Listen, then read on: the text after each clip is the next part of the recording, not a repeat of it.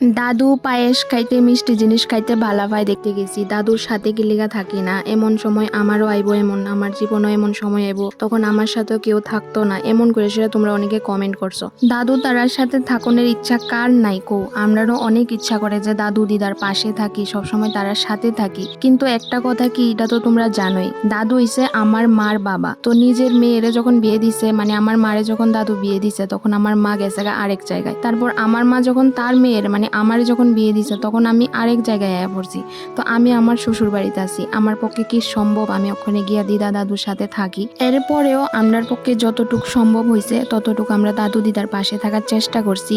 যেদিন থেকে দাদু অসুস্থ সেদিন থেকেই কিন্তু প্রত্যেক দিন দাদুর খবরাখবর আমরা রাখছি। আমরা বাড়ির থেকে দাদুর বাড়ি প্রায় 120 কিলোমিটারের উপরে, তাই ওই জায়গায় তো আমার প্রত্যেক দিন গিয়া দাদুরে দেখা সম্ভব না, কিন্তু আমি এরপরেও কয়েকবার ওই গিয়া দাদুরে কিন্তু দেখেও আইছিলাম। আর লাস্ট যখন দাদুরে দেখতে গেছিলাম তখন কিন্তু প্ল্যান করেই গেছি যে কয়েকদিন আমি থাইক্কা আমো।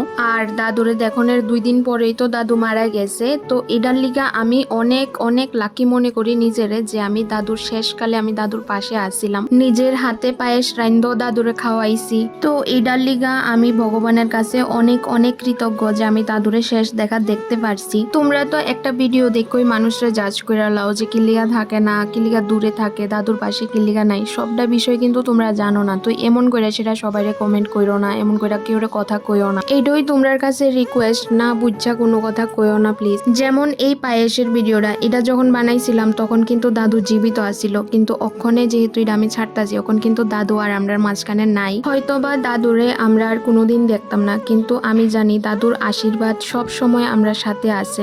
এই বাড়িটার মধ্যে দেখো দাদুর লিগা পায়েস লইছিলাম দাদুর বাড়িতে লইয়া যাওয়ানের লিগা, আর দাদুরে খাওয়াইছিলামও। এই সব কিছুই কিন্তু এখন একটা স্মৃতি হইয়া থাকা যাইবগা।